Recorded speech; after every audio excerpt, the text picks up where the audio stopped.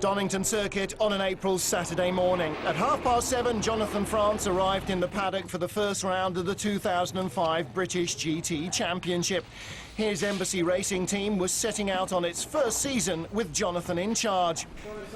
And he'd set a clear criterion for success in the year ahead. In a perfect world, to win the championship. If we haven't won at least 3 or 4 races by the end of the year, I'll be very disappointed. The best result the team achieved last year was second at Thruxton when Ben Collins joined regular driver Neil Cunningham in the Corvette. At that time, Dave Beecroft of Zero Racing supplied a complete package to run the car. Jonathan found there were problems with that setup that he didn't want to repeat in 2005. Well, last year we ran through a turnkey operation. So effectively there were 2 bosses. There was me as the head of Embassy Racing, but Dave Beecroft as the head of Zero, who were our sort of service provider. And obviously sort of a remote management kind of technique didn't work, and that was sort of one of the areas we thought we have to tighten up on this year and be more directly in control of our destiny. Let's find out what goes wrong. So Jonathan took the decision to recruit his own team of experienced managers, engineers and mechanics to tackle the 13 races at 8 meetings that make up the British GT Championship. The testing programme started just 8 weeks earlier, first at Magny-Cours in France and then Jerez in southern Spain. The 2-day test helped familiarise the team with a new car, a Porsche GT3 RSR bought from Rob Shirl. But why the switch from the mighty Corvette? If we want to win races, we have to have the best machinery available. Wherever you look around the world, there's 2 cars that are winning races, and they're Ferraris and Porsches. With the sort of engineering expertise we have on board, Porsche was the more logical choice for us. Heading the team was Neil Cunningham, one of the most experienced GT drivers operating in Britain. Born in New Zealand but raised in Australia, Neil came to England in 1983 at the age of 21 to race single-seaters with Jack Brabham. In 97, he switched to GT racing, with his greatest success coming in the MontyMotorsport Viper in 2000.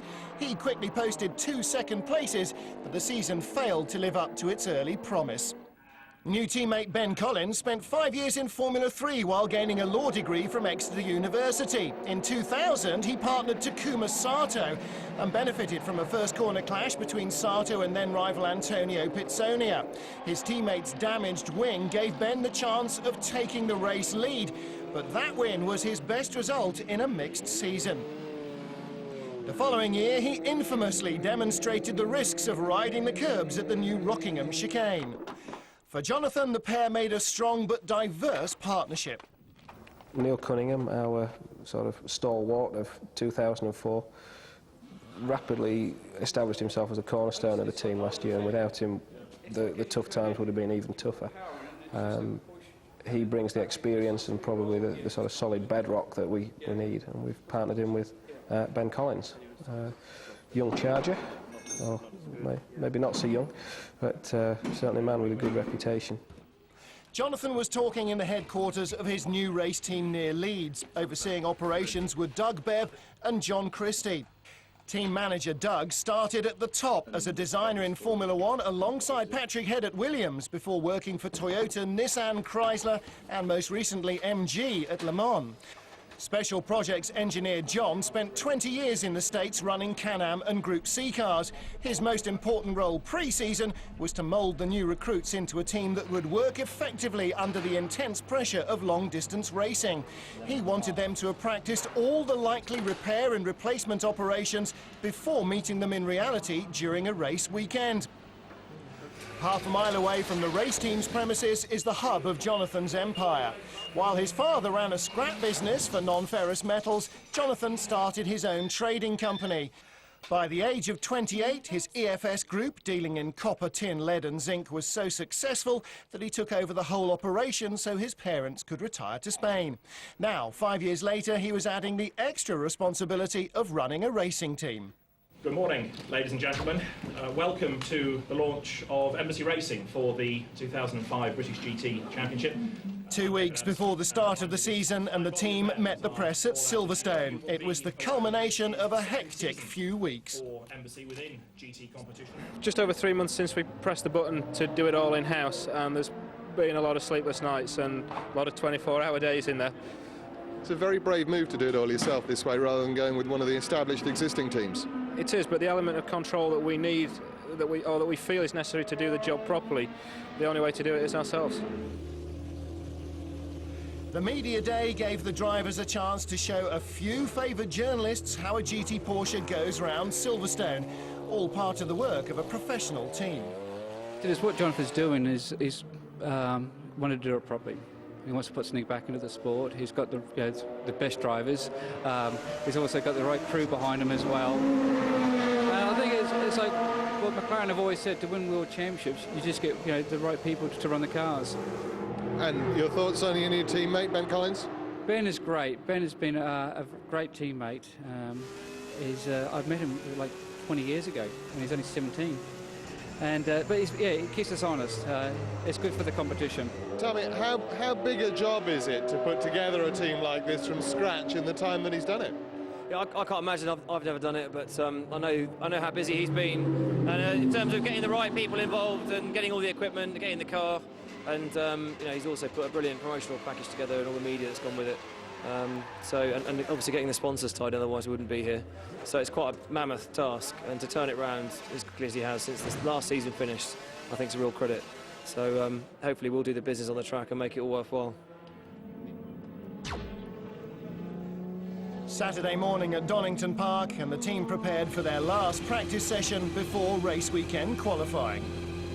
Is the seat in the forward position? You want to go forward? Is it are the white lines matching?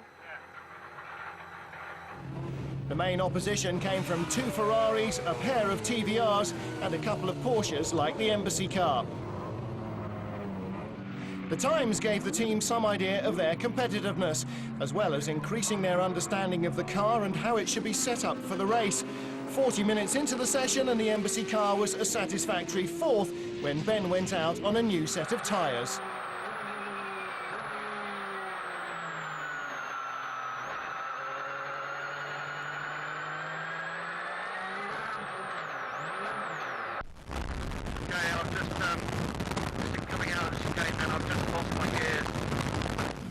With all drive gone, the car rolled to a halt just past the pits. Exactly the sort of problem to test a team's abilities. Ben, can you tell whether it's drive shaft or the gearbox itself, please? My gut feeling is it's the gearbox. The problem with the transmission meant no more testing that session, no track time at all for Neil, and only 5 hours to get the car fixed before qualifying. Something in the transmission, we don't know exactly what yet. Jonathan watched anxiously on as the mechanics set to work, while Ben and Neil held a crisis debrief with new technical director Jeff Kingston in private. Back in the garage, Ben's diagnosis turned out to be not quite correct. It was a broken half shaft, not the gearbox, so at least there was no need for the engine to come out. It's the first real mechanical trouble we've had with the car since we've been running. The boys have done a great job at running the car and prepping it, so it is unusual. I'd rather it breaks in practice than in the qualifying session or in the race. So in a way it's really good luck that it's happened now. Hopefully that's the last one.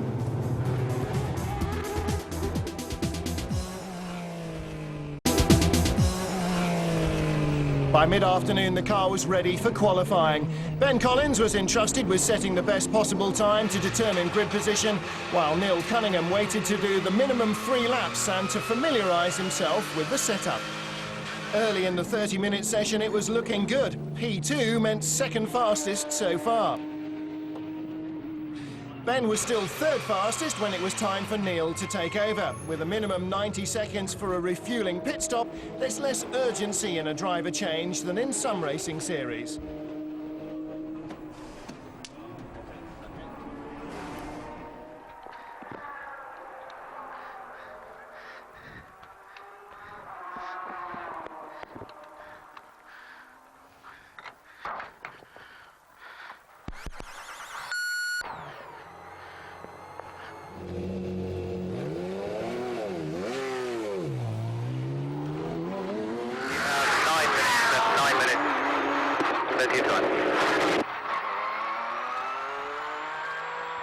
The Andrew Cocotti Ferrari was way out ahead, but the next bunch was tightly grouped and the others started chipping away at the Embassy car's time.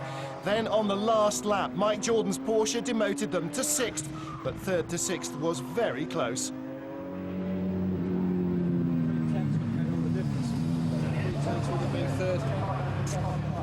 After a difficult session, the team met to plan for race day. When's going to start? You know where the start-finish line is? I'll find out. Yeah, I'd like you to know earlier than finding out. Just being yeah. There's two ways that they start it. It's either a green flag. Donington was unusual, a 2-hour race on the Sunday instead of a 1-hour race on each day of the weekend. And the rolling start meant first driver Ben had to know the precise procedure. The lights will just go out. They won't go from red to green. The lights will just go out. It's a bad batch off. While the drivers and managers discussed tactics, the mechanics started an engine change. A slight ticking sound could mean serious trouble, and it was better to be cautious. After a 6:45 start in the morning, they now faced another 5 hours' work, but Jonathan was still hopeful. We've just got to stick with the leaders, not let them make a break, and keep on the case. You can expect in a 2-hour race there's going to be some safety car periods. We've hopefully got a strategy designed to cope with that, and just pick them off where we can. You were hoping for a podium. Is it still possible? Oh yes, definitely. Yeah, hopefully spraying some champagne. All the best. Thank you.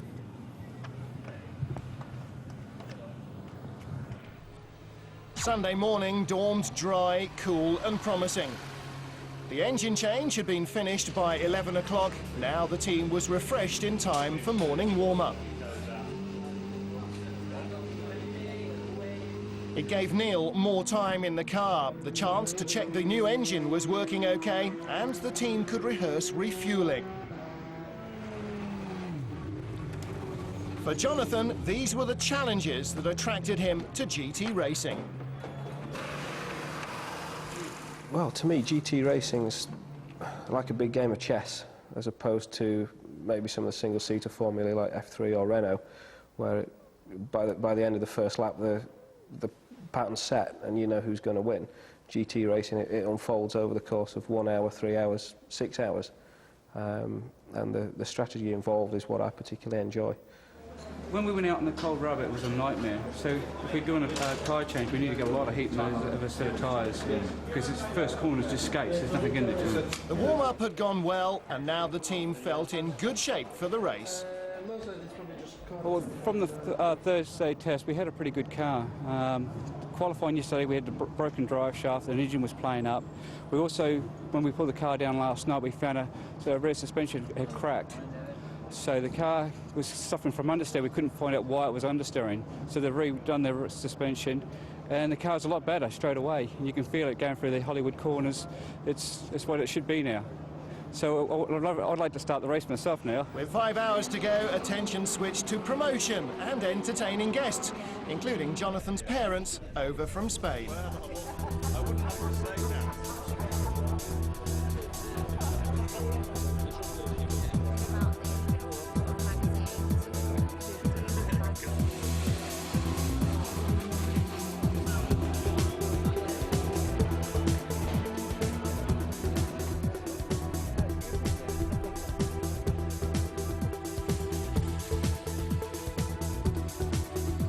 Despite the grey spring day, a good crowd assembled to watch the new season's action. There was a strong sense of anticipation for all concerned as the Embassy girls ensured their car was the most prominent on the packed grid.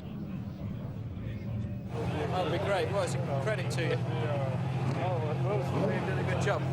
Thanks, Steph. Series organiser Stefan Rattel appreciated Jonathan's contribution to the effort, and there was more encouragement from wife Kate before the start.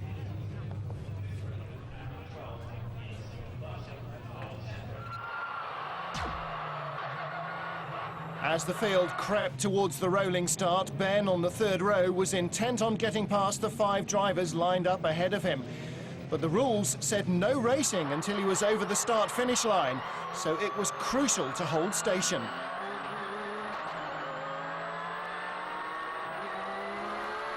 With the TVRs getting away slowly, Ben was challenging for third down the outside into Redgate.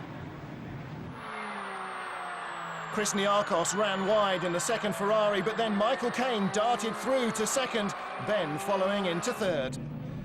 Those few tenths lost in qualifying suddenly seemed far less relevant to Jonathan and the crew. The young charger had got the start right, but there were still 2 hours to go as Jonathan took his station on the pit wall to await developments. And they weren't long in coming. Lap 2 into McLean's, and the Jordan Caine Porsche was suddenly all over the road. Ben seized the moment, slipping by into second place. This was better than they'd hoped for. Michael Caine struggled to keep his car pointing in the right direction while Ben set off after leader Andrew Cocotti's Ferrari. The faces on the pit wall indicated no chickens were yet being counted. The Eurotech team struggled to tighten the loose wheel nut and get their car back into the race. By lap 12, Patrick Pearce in the TVR was charging past Chris Niarchos for third, while up front the other Ferrari was clear away. And Ben's attention was all to his rear. You have 9.2 seconds over third place, which is now the TVR. Slippery surface, flag at Goddard. Slippery surface, flag at Goddard. The cause of the slippery surface was Lawrence Tomlinson's TVR, obviously in trouble as it leaked its own oil out onto the track. Doug Bebb was more worried about a steward's warning to Ben for riding the curbs as he consulted the rulebook for possible penalties.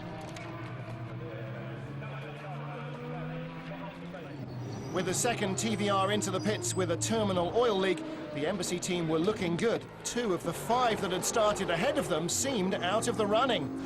Andrew Cocotti was now the length of the pit straight ahead of Ben when Piers Johnson in the Mosler was caught out by the slippery track at Goddard's. They were already 2 laps down after starting from the pit lane. Despite the warnings from the pits, Ben was unable to keep the TVR of Patrick Pearce back, and by lap 20, he was on his tail. Through McLean's, Pearce was ragged but quick, and the inevitable took place at Coppice.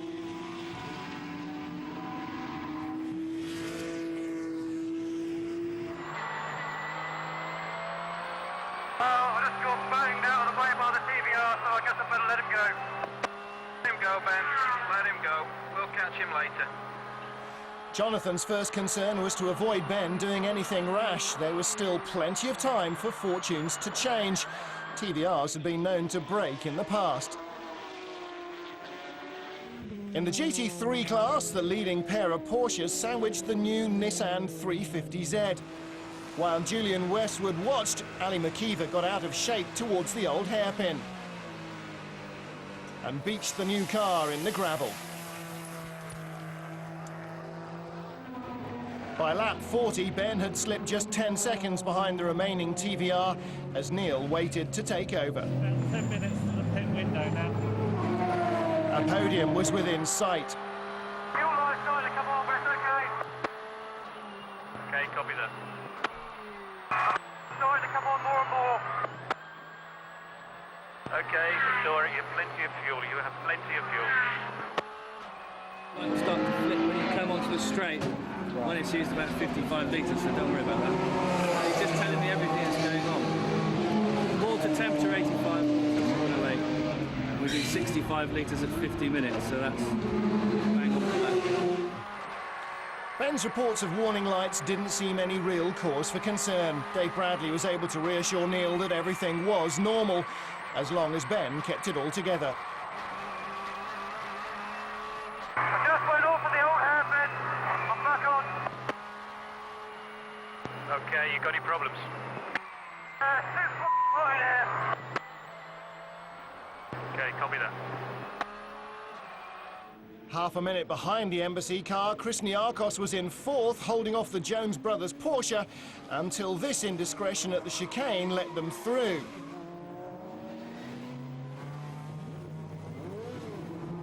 As the pit stops approached, the Embassy team looked in good shape.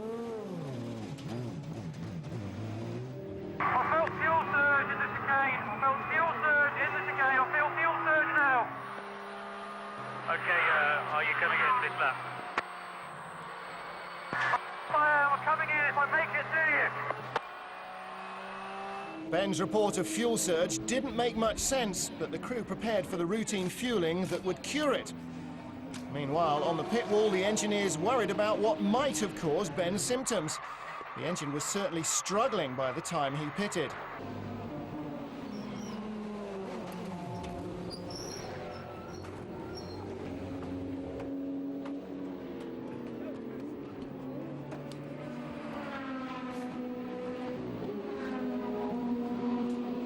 The stop let the Jones Porsche and the second Ferrari through into third and fourth, but they would also have to stop later.